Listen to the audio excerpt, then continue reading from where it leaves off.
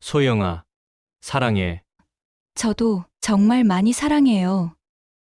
1985년 봄, 경기도 포천의 한 군부대 사격장 뒤편에서 금지된 사랑이 시작되었습니다. 준혁 씨, 이러면 안 되는 거 알지만 그녀의 뜨거운 혀가 제 입 안으로 들어왔을 때 온몸에 찌릿한 전기가 흐르는 듯했습니다. 현기증이 날 정도로 강렬한 그 순간. 당신 없으면 하루도 살 수 없어요. 하지만 이들은 몰랐습니다. 이 사랑이 30년 전 두 남자가 벌인 운명적 삼각관계의 연장선이라는 것을. 안녕하세요, 여러분. 오늘도 감동 드라마와 함께 찾아뵙게 되어 반갑습니다. 방금 들으신 것처럼 오늘 이야기는 정말 특별합니다. 1985년 군부대에서 시작된 금지된 사랑, 그리고 30년 전부터 이어져 온 운명적인 인연의 끈. 이런 가슴 뜨거운 이야기를 좋아하신다면 꼭 좋아요 버튼 한번 눌러주세요. 무료입니다.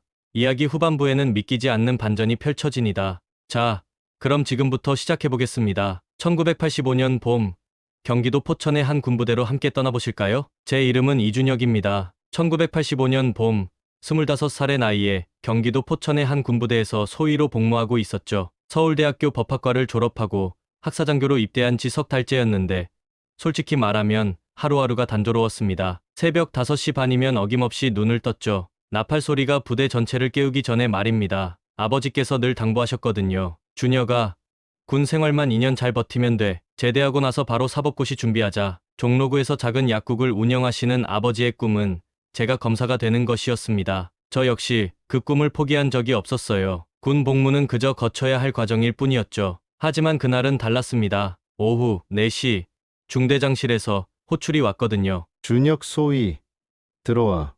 김 중대장은 50대 초반으로 베트남 전쟁을 다녀온 베테랑이었습니다. 그분의 얼굴에는 세월의 흔적과 함께 깊은 인간미가 묻어났죠. 내일부터 새로 배치받을 여군들이 있네.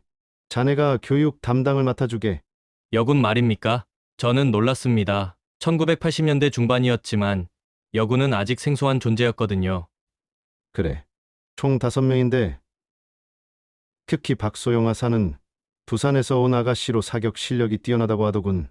그 순간 왠지 모르게 가슴이 두근거렸습니다. 단순한 업무라고 생각했는데 말이죠. 그날 밤 잠이 오지 않았습니다. 지금까지의 단조로운 군 생활에 어떤 변화가 올 것 같은 예감이 들었거든요. 창밖으로 보이는 별들을 바라보며 내일을 상상했습니다. 이상하게도 가슴이 설레었어요. 마치 중학생 때 소풍 전날 밤처럼 말입니다. 왜 그런 기분이 드는지 스스로도 이해할 수 없었죠. 새벽이 되자 평소보다 일찍 일어났습니다. 세수를 하고 거울을 보니 긴장한 제 모습이 보였어요. 왜 이러지? 그냥 업무인데. 혼잣말을 중얼거리며 군복을 입었습니다. 평소보다 더 신경 써서 단정하게 말이죠. 아침 식사를 마치고 사격장으로 향했습니다. 발걸음이 왠지 가벼웠어요. 이상했죠? 분명 평범한 교육 업무인데 마음이 들떠 있었거든요. 사격장에 도착하니 이미 5명의 여군이 대기하고 있었습니다. 모두 20 넘은 나이로 보였는데 그 중에서도 한 명이 유독 눈에 띄었어요. 키가 작지도 크지도 않은 적당한 체구의 선이 굵은 인상이었습니다. 하지만 그보다 더 인상적인 건 그녀의 눈빛이었어요. 똘똘하면서도 어딘지 슬픈 그림자가 드리워져 있었거든요. 여군 하사 박소영 보고드립니다. 그녀의 목소리는 맑고 또렷했습니다. 부산 사투리가 살짝 섞여 있어서 더욱 정감이 갔어요. 반갑습니다. 이준혁 소위입니다. 앞으로 여러분의 교육을 담당하게 됐어요. 인사를 나누는 순간 그녀와 눈이 마주쳤습니다. 그 짧은 순간이었지만 뭔가 전기가 흐르는 듯한 느낌이었어요. 가슴이 두근거렸죠. 먼저 사격 실력부터 점검해 보겠습니다. 박소영 하사부터 시작하죠. 그녀가 사격 자세를 취하는 모습을 보는 순간 감탄했습니다. 완벽한 자세였거든요. 숨을 고르고 방아쇠를 당기는 모든 동작이 숙련되어 보였어요. 탕, 탕, 탕. 세 발 모두 정중앙에 맞췄습니다. 놀라운 실력이었죠. 대단한데요. 어디서 배웠습니까? 아버지가 예전에 군인이셨습니다. 그녀의 목소리에 묘한 그림자가 드리워졌어요. 아픈 기억이 있는 듯했죠. 그 순간 저도 모르게 가슴이 아팠습니다. 왜 그런 감정이 드는지 알 수 없었어요. 아버지를 닮으셨나 보네요. 감사합니다. 짧은 대화였지만 뭔가 특별한 감정이 오갔습니다. 다른 여군들과는 확실히 다른 느낌이었어요. 훈련이 끝나고 점심시간이 되었습니다. 식당에서 우연히 그녀와 마주쳤는데 혼자 앉아서 밥을 먹고 있었어요. 왠지 외로워 보였죠. 박소영 하사, 부대 적응은 어떤가요? 아직 낯설지만 괜찮습니다. 소희님은 왜 군대에 오셨어요? 의무복무죠. 법학과를 나와서요. 그럼 제대하고 나서 뭐 하실 건가요? 검사가 되고 싶어요. 당신은 왜 군대에? 그녀의 표정이 잠시 어두워졌습니다. 저는 선택이었어요. 다른 길이 없었거든요. 그 말 속에 담긴 아픔이 느껴졌습니다. 더 묻고 싶었지만 참았어요. 아직은 때가 아닌 것 같았거든요. 그날 밤 잠자리에 누워서도 그녀 생각이 났습니다. 그 똘똘한 눈빛과 슬픈 표정이 계속 머릿속을 맴돌았어요. 이상했죠? 처음 본 사람인데 이렇게 신경이 쓰일 줄은 몰랐거든요. 제 인생에 큰 변화가 시작되고 있다는 걸 그때는 몰랐습니다. 그날 이후로 제 일상이 완전히 바뀌었습니다. 매일 아침 사격장에서 박소영과 다른 여군들을 교육하게 되었거든요. 하지만 솔직히 말하면 다른 사람들은 잘 기억나지 않았어요. 오직 소영만이 제 시야에 들어왔죠. 일주일이 지나면서 그녀에 대해 조금씩 알게 되었습니다. 부산 영도에서 자란 그녀는 가난한 집안의 막내딸이었어요. 아버지는 일찍 돌아가셨고 어머니 혼자 세 딸을 키우셨다고 했죠. 언니들은 모두 시집을 갔는데 저만 남았어요. 그래서 군대라도 와야겠다고 생각했죠. 점심시간에 나눈 대화였습니다. 그녀의 목소리에는 체념 같은 게 묻어 있었어요. 23세 나이에 벌써 인생을 포기한 듯한 표정이었죠. 가족들이 그리우시겠어요. 그렇긴 한데 사실 집에 있어도 할 일이 없었거든요. 돈도 없고 배운 것도 없고. 그 말을 들으니 가슴이 아팠습니다. 저와는 너무나 다른 환경에서 자란 그녀였죠. 저는 부모님의 사랑 속에서 자랐는데 말이에요. 훈련을 거듭할수록 그녀의 실력에 감탄했습니다. 사격뿐만 아니라 체력이며 정신력까지 모든 면에서 뛰어났어요. 무엇보다 포기하지 않는 끈기가 대단했죠. 박소영 하사, 오늘 사격 성적이 최고였어요. 감사합니다. 소희님이 잘 가르쳐 주셔서요. 아니에요. 본인 실력이죠. 이런 대화를 나누며 조금씩 가까워졌습니다. 처음엔 상하급자 관계였지만 점점 다른 감정이 싹트기 시작했어요. 어느 날 저녁 훈련이 끝나고 사격장을 정리하고 있는데 소영이 혼자 남아 있었습니다. 왜 안 가세요? 그냥 여기가 좋아서요. 사격장이요. 네. 여기 있으면 마음이 편해져요. 조용하고. 그녀는 석양이 지는 하늘을 바라보며 말했습니다. 그 모습이 너무나 아름다웠어요. 오렌지빛 햇살이 그녀의 옆모습을 비추는 순간이었죠. 저도 가끔 이런 시간이 좋아요. 정말요? 처음으로 그녀가 환하게 웃었습니다. 그 웃음에 제 마음이 두근거렸어요. 이런 감정은 처음이었죠. 소희님은 고향이 어디세요? 서울이에요. 종로구에서 자랐어요. 서울. 가본 적이 없어요. 어떤 곳인가요? 복잡하고 바빠요.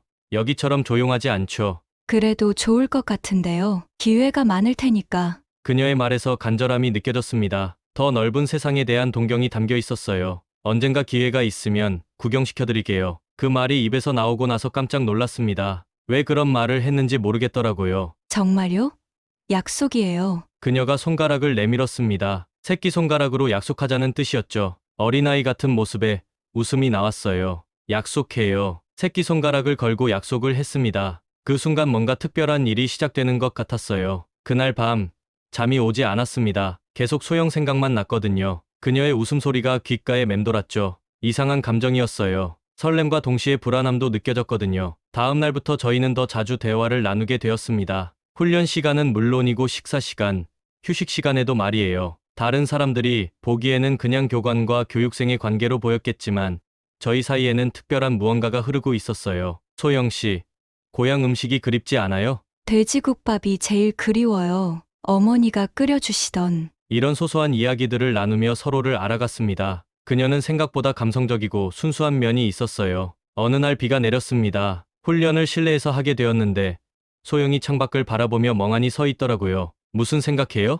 고향 생각이요. 비 오는 날이면 어머니가 전을 부쳐주셨거든요. 그녀의 목소리가 쓸쓸했습니다. 고향에 대한 그리움이 느껴졌어요. 힘들죠? 괜찮아요. 익숙해졌어요. 하지만 그녀의 눈에는 눈물이 고여 있었습니다. 그 모습을 보니 가슴이 아팠어요. 위로해주고 싶었지만 어떻게 해야 할지 몰랐죠.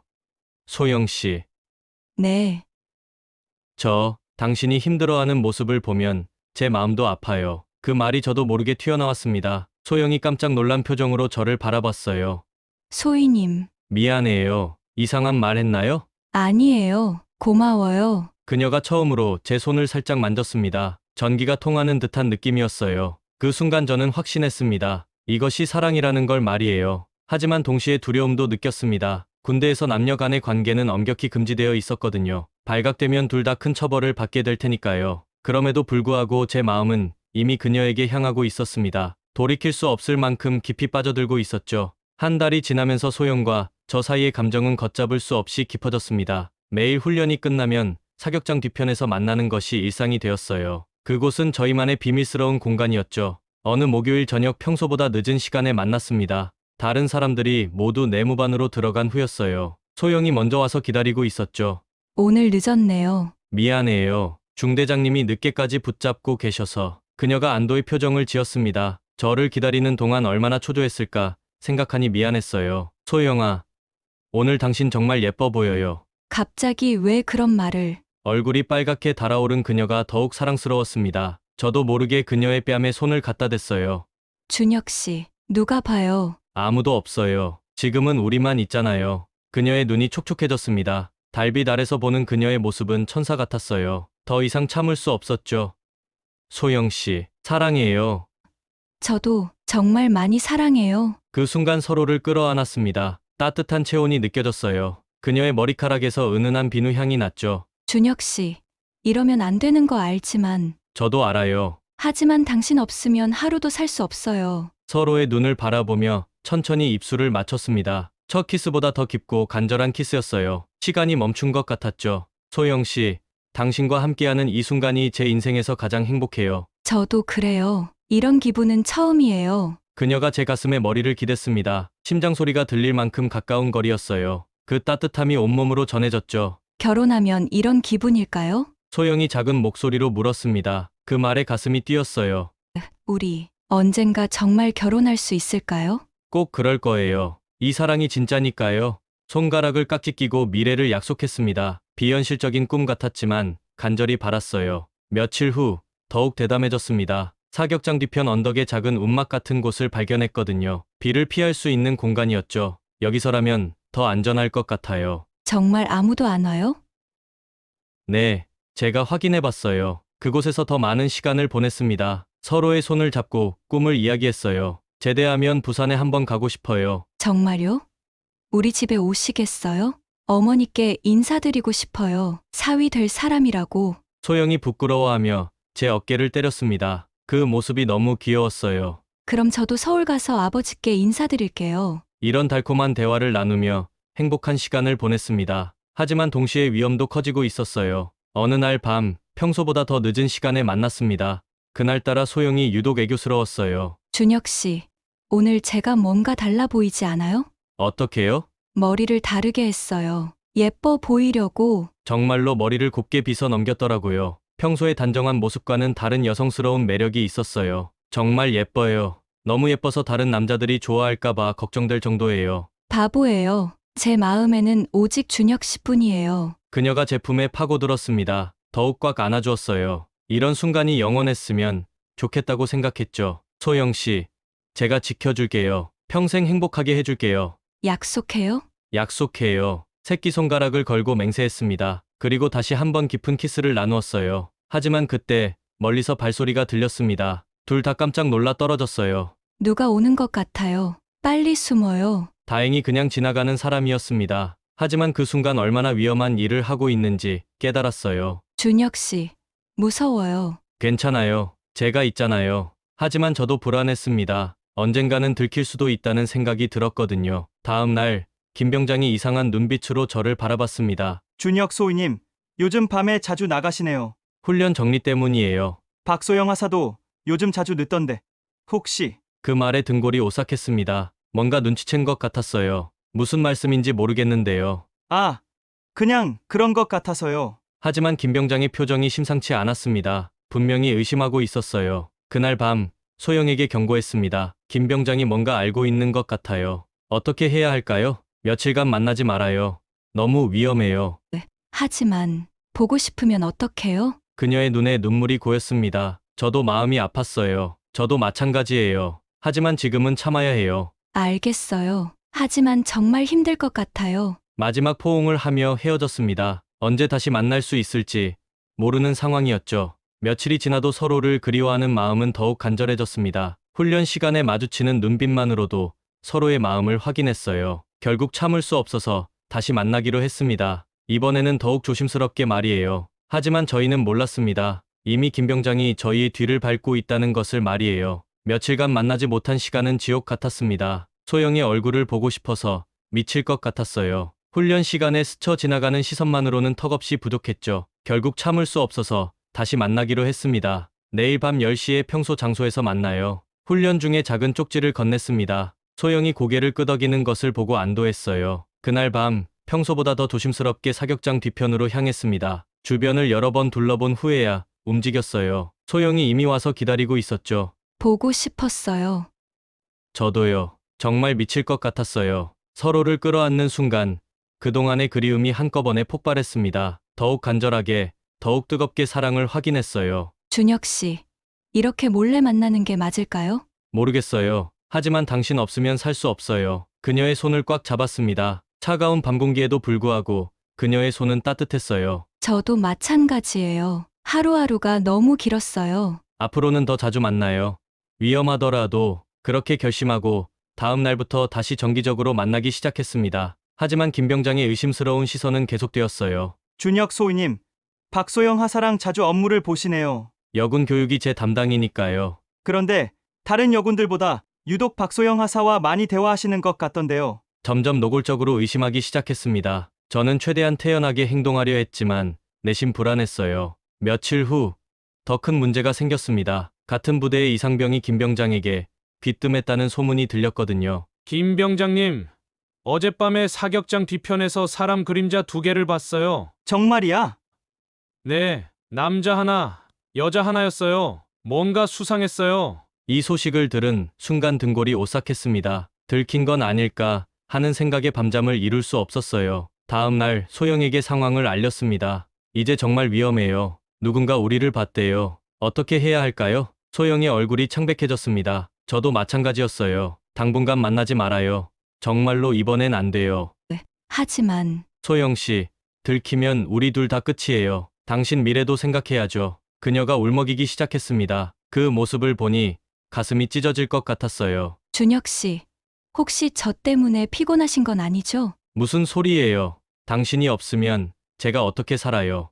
그럼 조금만 더 조심스럽게 만나면 안 될까요? 그녀의 간절한 부탁에 마음이 약해졌습니다. 저 역시 그녀와 헤어지고 싶지 않았거든요. 알겠어요. 하지만 정말 조심해야 해요. 그렇게 더욱 은밀하게 만나기 시작했습니다. 시간도 더 늦게, 장소도 더 외진 곳으로 옮겼어요. 하지만 김 병장의 추적은 계속되었습니다. 그는 마치 탐정처럼 저희의 행동을 관찰하고 있었어요. 어느 날 결정적인 실수를 했습니다. 훈련 중에 소영이 넘어져서 다쳤는데 저도 모르게 달려가서 부축했거든요. 괜찮아요? 네, 괜찮아요. 그때 소영을 바라보는 제 눈빛이 평소와 달랐나 봅니다. 주변에 있던 사람들이 수군거리기 시작했어요. 준혁 소위님이 박소영 하사를 보는 눈빛이 좀 이상하지 않아? 그러게, 뭔가 특별해 보여. 이런 소문들이 김 병장 귀에도 들어갔을 겁니다. 그날 저녁 김 병장이 직접 접근했어요. 준혁 소위님, 솔직히 말씀해 주세요. 무슨 말씀이신지. 박소영 하사와 특별한 관계 아닌가요? 드디어 직접적으로 물어봤습니다. 더 이상 피할 수 없는 상황이었어요. 그런 건 절대 아닙니다. 하지만 여러 정황상 추측으로 말씀하시는 건가요? 아니에요. 확실한 증거가 있어요. 그 말에 심장이 떨어지는 것 같았습니다. 무슨 증거를 말하는 걸까요? 어떤 증거요? 어젯밤에 직접 봤어요. 사격장 뒤편에서 둘이 함께 있는 것을. 완전히 들킨 상황이었습니다. 더 이상 부인할 수도 없었어요. 김 병장님, 이건 정말 심각한 문제입니다. 중대장님께 보고해야죠. 잠깐만요. 제발 한 번만 봐주세요. 필사적으로 사정했지만 김 병장은 단호했습니다. 안 됩니다. 이건 군기와 관련된 문제예요. 그날 밤 소영에게 모든 상황을 알렸습니다. 들켰어요. 김 병장이 우리를 봤대요. 어떻게 해야 할까요? 내일 중대장님께 보고될 거예요. 소영이 절망적인 표정을 지었습니다. 저도 마찬가지였어요. 준혁 씨, 미안해요. 제가 조심하지 못해서. 당신 잘못이 아니에요. 제가 더 조심했어야 했어요. 마지막이 될지도 모르는 포옹을 나누었습니다. 그 순간이 너무나 슬펐어요. 소영 씨, 무슨 일이 있어도 당신을 사랑한다는 걸 잊지 마세요. 저도요. 준혁 씨를 평생 사랑할 거예요. 하지만 저희는 아직 몰랐습니다. 이보다 더 큰 충격이 기다리고 있다는 것을 말이에요. 소영의 가족사에 숨겨진 놀라운 비밀이 곧 밝혀질 테니까요. 다음 날 아침, 제 인생에서 가장 끔찍한 하루가 시작되었습니다. 아침 점호가 끝나자마자 중대장실로 호출을 받았거든요. 김병장이 정말로 보고를 한 모양이었어요. 이준혁 소위, 들어와. 김 중대장의 목소리가 평소와 달리 차갑게 들렸습니다. 사무실에 들어서니 김병장도 함께 있었어요. 불길한 예감이 들었죠. 앉아. 보고 드립니다. 김병장으로부터 심각한 보고를 받았네. 박소영 하사와 부적절한 관계를 맺고 있다는 게 사실인가? 직격탄이었습니다. 더 이상 피할 수 없는 상황이었어요. 그런 일은 없습니다. 거짓말 하지 마.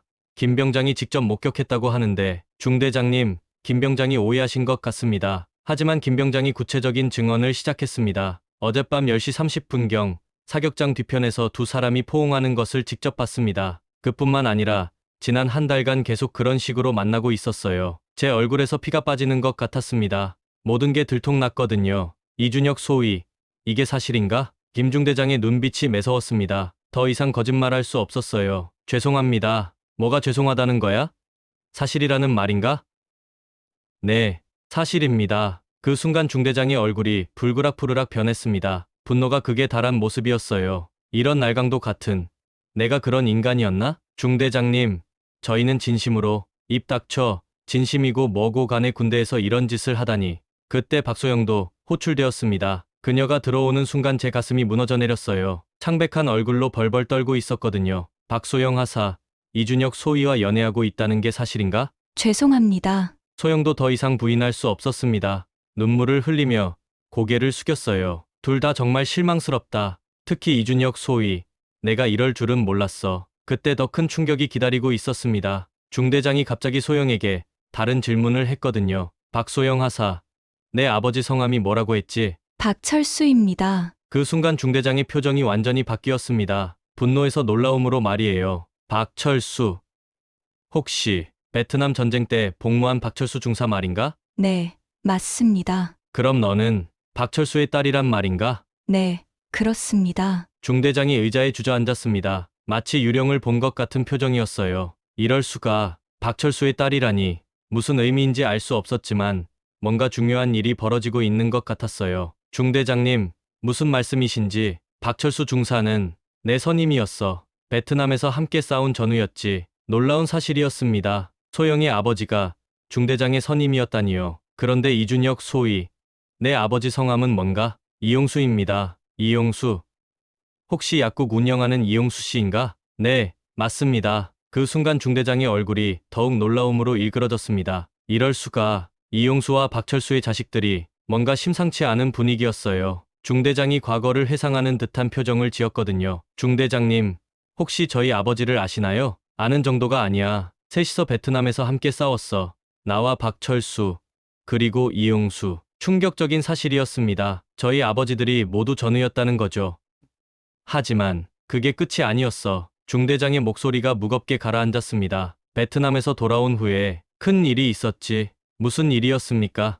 박철수와 이용수가 같은 여자를 사랑하게 됐어. 그 순간 머리가 하얘졌습니다. 설마 그 여자가 바로 박소영의 어머니였어. 소영이 크게 놀라며 비명을 질렀습니다. 어머니요?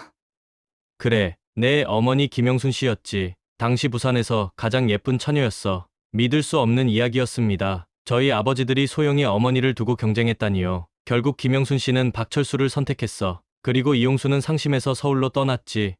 그래서 저희 아버지가 서울에 정착하신 거군요.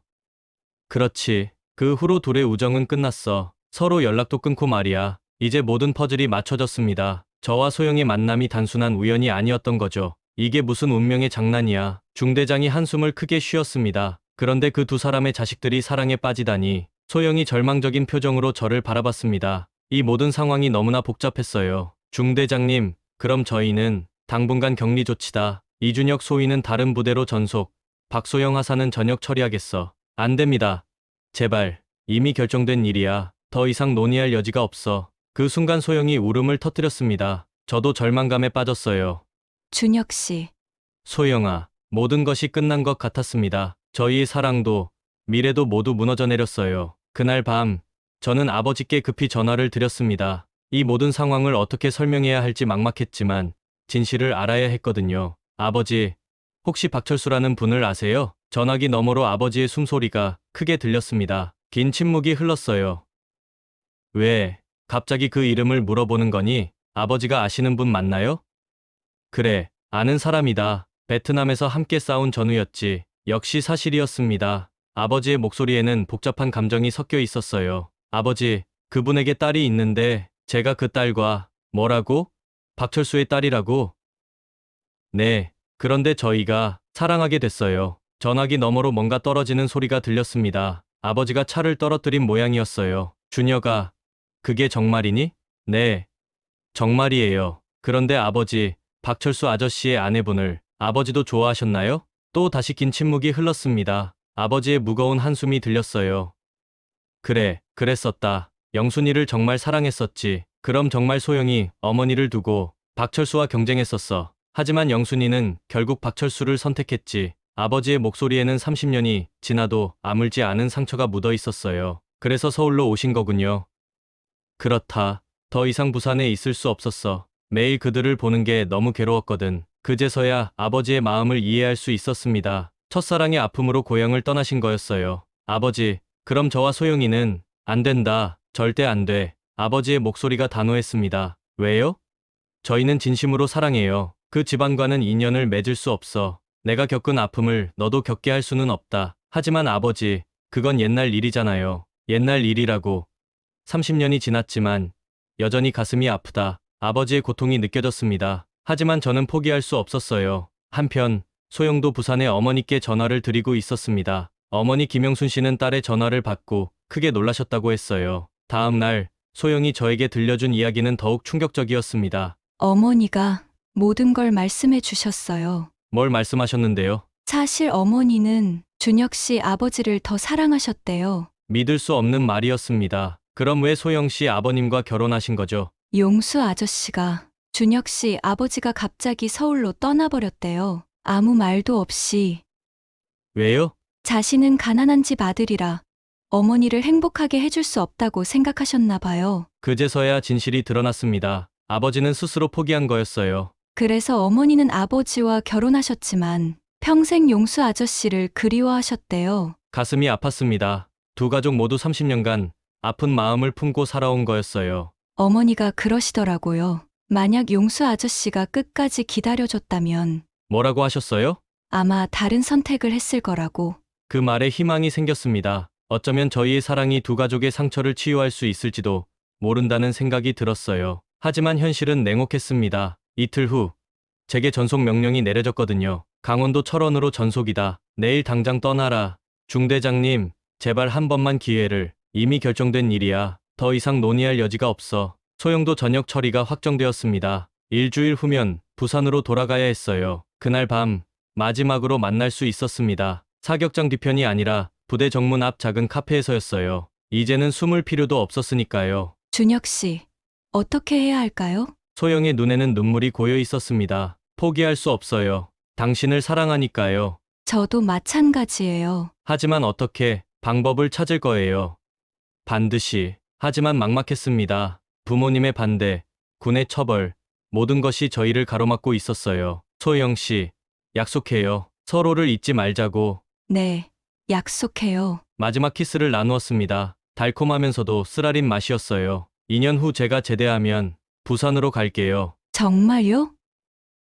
네, 그때까지 기다려줄 수 있어요. 물론이에요. 평생이라도 기다릴게요. 다음 날 아침, 저는 철원으로 떠났습니다. 소영이 배웅을 나왔지만 멀리서 바라볼 수밖에 없었어요. 버스 창문으로 그녀의 모습이 점점 작아지는 것을 보며 눈물이 났습니다. 언제 다시 만날 수 있을지 알 수 없었거든요. 하지만 저는 포기하지 않기로 했습니다. 이 사랑이 진짜라면, 운명이라면 반드시 다시 만날 수 있을 거라고 믿었어요. 철원에서의 새로운 생활이 시작되었지만 제 마음은 온통 소영 생각뿐이었습니다. 매일 밤 그녀에게 편지를 썼어요. 하지만 보낼 수는 없었죠. 혹시라도 문제가 될까 봐서요. 한 달이 지나도 두 달이 지나도 소영에 대한 그리움은 줄어들지 않았습니다. 오히려 더욱 간절해졌어요. 과연 저희의 사랑이 이 모든 시련을 이겨낼 수 있을까요? 아직은 알 수 없었습니다. 1년 반이 지났습니다. 철원에서의 생활은 고달팠지만 소영에 대한 사랑만큼은 변하지 않았어요. 매일 밤 그녀에게 쓴 편지가 이미 500통이 넘었습니다. 물론 한 통도 보내지 못했지만요. 그러던 어느 날 놀라운 소식을 들었습니다. 고향 선배로부터 온 편지였어요. 준혁아, 너한테 전할 소식이 있어. 박소영이라는 여자 결혼한다더라. 편지를 읽는 순간 머리가 하얘졌습니다. 손이 떨려서 편지를 제대로 잡을 수도 없었어요. 부산에서 만난 남자와 다음 달에 결혼식을 올린다고 하던데 그 순간 세상이 무너지는 것 같았습니다. 1년 반을 기다린 제가 바보 같았어요. 그럴 리 없어. 소영이가 약속했는데. 하지만 현실을 부정할 수는 없었습니다. 어쩌면 그녀도 지쳤을지도 모르죠. 불확실한 미래보다는 안정된 현재를 선택한 거일 수도 있고요. 그날 밤 술에 취해 동기들과 이야기했습니다. 야, 준혁아, 그 여자 잊어라. 세상에 여자가 한 명만 있는 것도 아니고. 맞아. 너 같은 좋은 남자한테 여자들이 줄을 설 거야. 하지만 위로가 되지 않았어요. 소영만이 제 전부였거든요. 며칠 후 더 충격적인 소식이 들려왔습니다. 부산에 있는 후배로부터 온 전화였어요. 형, 박소영 씨 결혼 소식 들었죠? 응, 들었어. 그런데 형, 이상한 게 있어요. 뭐가? 결혼식 전날 밤에 신부가 사라졌대요. 뭐라고? 갑자기 종적을 감췄다고 하더라고요. 온 가족이 난리가 났어요. 희망이 생겼습니다. 어쩌면 소영도 저와 같은 마음일지도 모른다는 생각이 들었어요. 그래서 어떻게 됐어? 결혼은 취소됐어요. 신랑 측에서 엄청 화를 냈다더라고요. 그 순간 가슴이 뛰었습니다. 소영이 정말 저를 잊지 않은 거였어요. 형, 혹시 그 여자랑 무슨 사이였어요? 응, 그런 셈이지. 그날 밤부터 소영을 찾기 시작했습니다. 부산의 친구들에게 연락해서 소영의 행방을 알아봤어요. 며칠 후 놀라운 소식을 들었습니다. 준혁이 형, 박소영 씨 찾았어요. 정말? 어디에 있어? 서울에 올라와 있대요. 종로구 어딘가에서 일하고 있다더라고요. 종로구라니 저희 집 근처였어요. 혹시 일부러 그곳을 선택한 건 아닐까요? 즉시 외박 신청을 했습니다. 1년 반 만에 소영을 만날 수 있는 기회였거든요. 서울로 올라가서 하루 종일 종로구 일대를 뒤졌습니다. 작은 식당부터 카페까지 모든 곳을 찾아다녔어요. 해가 저물 무렵 한 작은 카페에서 드디어 소영을 발견했습니다. 앞치마를 두르고 커피를 내리고 있는 모습이었어요. 소영 씨, 그녀가 고개를 돌렸습니다. 저를 보는 순간 컵을 떨어뜨렸어요. 준혁 씨, 소영 씨, 정말 당신이군요. 1년 반 만에 재회였습니다. 그녀는 많이 야위어 있었어요. 하지만 여전히 아름다웠죠. 어떻게 여기를? 당신을 찾았어요. 결혼한다는 소식 듣고 미칠 것 같았어요. 준혁 씨, 그녀의 눈에 눈물이 고였습니다. 왜 결혼을 안 했어요? 할 수 없었어요. 마음이 허락하지 않았거든요. 정말요? 네, 준혁 씨를 잊을 수 없었어요. 그 순간 1년 반의 그리움이 한꺼번에 폭발했습니다. 서로를 끌어안았어요. 카페 사장님이 배려해 주셔서 일찍 퇴근할 수 있었습니다. 근처 공원으로 나가자마자 더 이상 참을 수 없었습니다. 소영아. 준혁 씨, 조용한 벤치에 앉아 서로를 바라봤습니다. 달빛 아래 그녀의 얼굴이 너무나 그리웠어요. 1년 반 동안 매일 당신 생각만 했어요. 저도요. 하루도 잊은 적이 없어요. 그때 소영이 먼저 제 얼굴에 손을 갖다 댔습니다.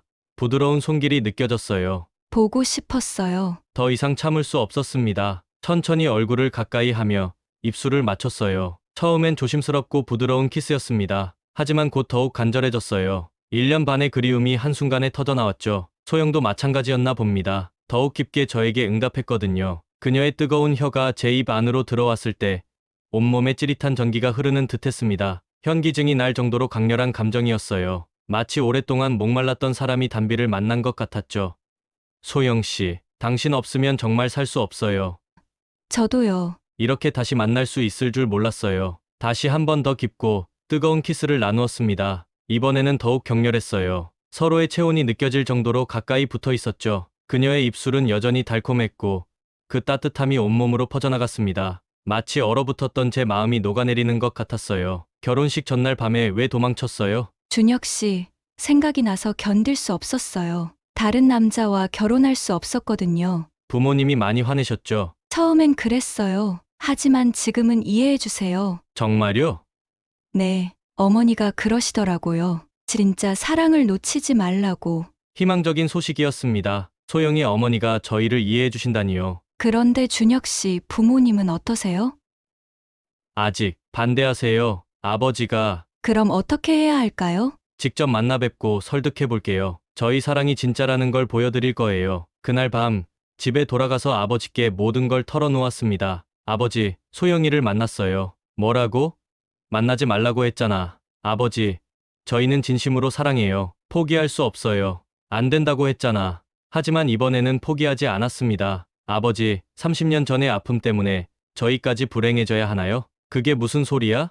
아버지가 영순 이모를 포기한 건 아버지 선택이었어요. 하지만 저는 다릅니다. 아버지의 얼굴이 붉어졌습니다. 준혁아, 너는 내가 겪은 아픔을 몰라. 알아요. 하지만 그 아픔을 저에게 물려주시면 안 돼요. 저는 아버지를 꼭 설득하고야 말겠다고 다짐했습니다. 그리고 그 기회가 곧 찾아왔습니다. 일주일 후 운명적인 만남이 성사되었습니다. 소영의 어머니 김영순 씨가 서울로 올라오신 거였어요. 30년 만에 아버지와 재회하는 자리였죠. 준혁아, 정말 괜찮겠니? 아버지는 며칠째 잠도 제대로 못 주무시고 계셨습니다. 사실 저희 부모님은 5년 전에 이혼하셨거든요. 괜찮을 거예요. 아버지, 종로구의 작은 찻집에서 만나기로 했습니다. 제가 먼저 도착해서 기다리고 있는데 소영이 어머니와 함께 들어왔어요. 김영순 씨는 50대 중반의 나이에도 불구하고 여전히 아름다우셨습니다. 소영을 닮은 듯한 온화한 인상이었어요. 어머니, 준혁 씨예요. 그래, 내가 준혁이구나. 정말 잘생겼네. 안녕하세요. 이준혁입니다. 용수 씨를 많이 닮았구나. 어릴 때 모습 그대로야. 그때 문이 열리며 아버지가 들어오셨습니다. 아버지의 얼굴은 긴장으로 굳어 있었어요. 김영순 씨와 아버지가 마주보는 순간 시간이 멈춘 것 같았습니다. 30년의 세월이 한순간에 되돌아가는 듯했어요. 용수야, 영순아, 정말 오랜만이다. 두 분의 목소리가 떨리고 있었습니다. 그 순간 30년 전의 젊은 남녀로 돌아간 것 같았어요. 많이 변했구나. 너도 마찬가지야. 하지만 여전히 예쁘다. 아버지의 말에 김영순 씨의 얼굴이 붉어졌습니다. 용수야, 미안해. 그때 제대로 된 작별 인사도 못했잖아. 아니야, 내가 먼저 도망쳤으니까. 많이 그리워했어. 30년 동안. 나도 마찬가지였어. 하루도 잊은 적이 없었지. 두 분이 30년간 묻어둔 그리움을 털어놓으셨습니다. 하지만 이제는 각자의 삶이 있었고 추억으로 남겨둘 수밖에 없는 사랑이었어요. 그런데 정말 신기하다. 우리 아이들이 만나다니. 김영순 씨가 소영의 손을 잡으며 말씀하셨습니다. 그러게 말이야. 운명인가 봐. 아버지도 고개를 끄덕이셨어요. 용수야, 우리가 못다 한 인연이 우리 자식들로 이어지는가 보다. 그런 것 같아.